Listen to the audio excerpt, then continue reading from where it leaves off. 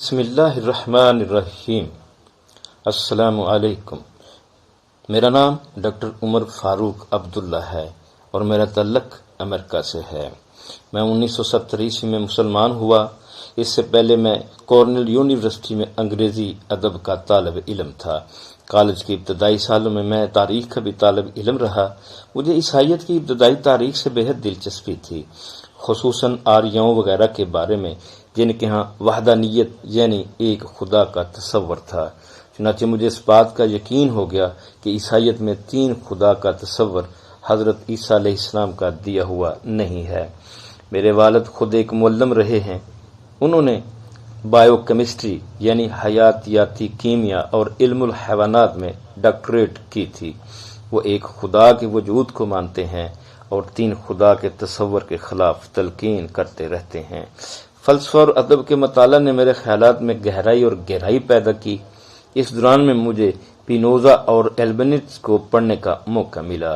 ان دونوں کے پاس توحید کا جو تصور تھا، اس نے مجھے متوجہ کیا۔ انگریزی ادب میں جان ملٹن سے کافی متاثر رہا۔ ملٹن کو میں انگریزی کا بہت بڑا شاعر تسلیم کرتا ہوں۔ اس کی آخری شاعری میں توحید کا واضح رجحان ملتا ہے۔ اس کی شاعری میں جنت کا خوشگوار اور دوزخ کا بھیانک تصور پوری طرح اجاگر ہوتا ہے۔ ملٹن نے نہ صرف اس ایمان کا اظہار کیا کہ خدا ایک ہے، بلکہ یہ بھی کہا کہ جنت میں داخلے کے لیے حضرت عیسیٰ علیہ السلام کی آشیرواد ضروری نہیں۔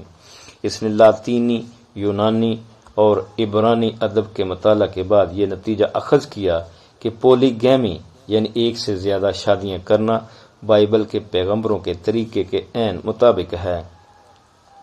ان کے مطالعہ کے بعد مشہور سیاسی لیڈر میلکم ایکس کی سوانح عمری نے میرے ذہن پر خوشگوار اثرات مرتب کیے۔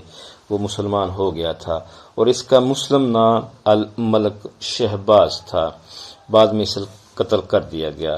اس نے اس خیال کا اظہار کیا کہ توحید یعنی وحدانیت کو اپنانے ہی میں امریکہ کی فلاح اور بھلائی ہے، اور اسی طرح امریکہ کو نسلی امتیازات اور دوسری سماجی برائیوں سے پاک کیا جا سکتا ہے۔ اس وقت تک مجھے اسلام کے بارے میں زیادہ معلومات نہیں تھی، بلکہ سچ کہیے تو اسلام کے بارے میں غلط تصورات تھے کہ یہ ایک سے زیادہ خداؤں کو ماننے والا ہے، مذہب ہے۔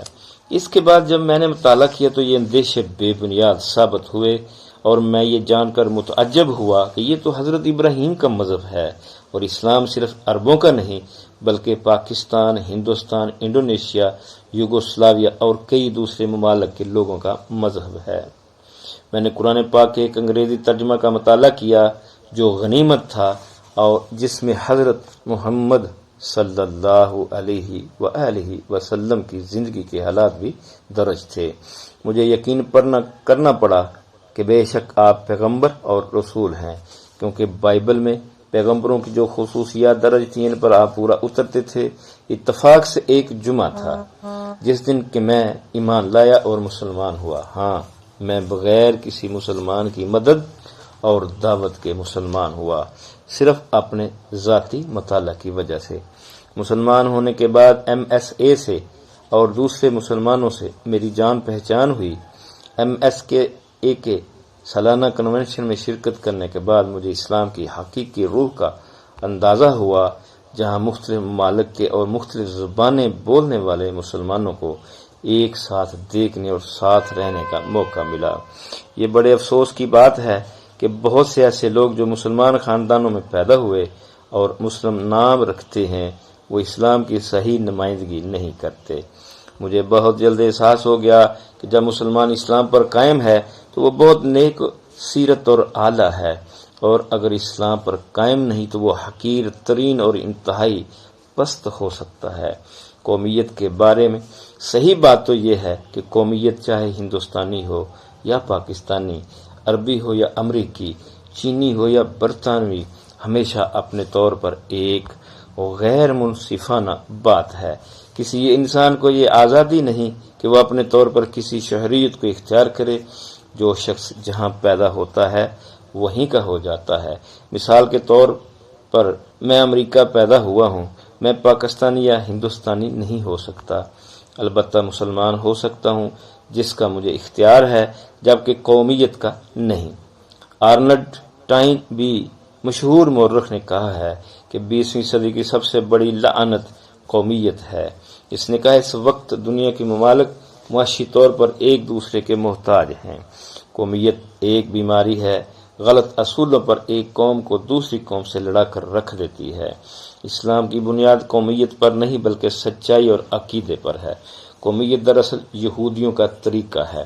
عموماً ایک یہودی ہونے کے لیے یہ ضروری ہے کہ وہ یہودی گھرانے میں پیدا ہو۔ ظاہر ہے کہ اب میں ایک یہودی خاندان میں پیدا نہیں ہو سکتا، لیکن مسلمان ہونے کے لیے ضروری نہیں۔ چاہے آپ کا تعلق کسی بھی نسل سے ہو، کسی بھی ملک سے ہو، کسی بھی زبان سے ہو، اگر آپ سچائی پر ایمان لاتے ہیں تو مسلمان ہو سکتے ہیں۔ آپ کو آزادی ہے اور یہی انصاف ہے۔ آخر میں یہ کہنا چاہوں گا کہ مسلمان ہونے کے ناطے ہمیں اچھا مسلم بننا چاہیے۔ قرآن میں اللہ تعالیٰ فرماتا ہے، خدا ان لوگوں کو کیسے ہدایت کرے جو ایمان لانے کے بعد کافر ہو گئے، جنہوں نے رسول صلی اللہ علیہ وسلم کے سچے ہونے کا اقرار کیا اور جن کے پاس خدا کی واضح دلیلیں پہنچ چکی ہیں۔ خدا ایسے نامعقول اور بے ڈھنگے لوگوں کو ہدایت نہیں کرتا۔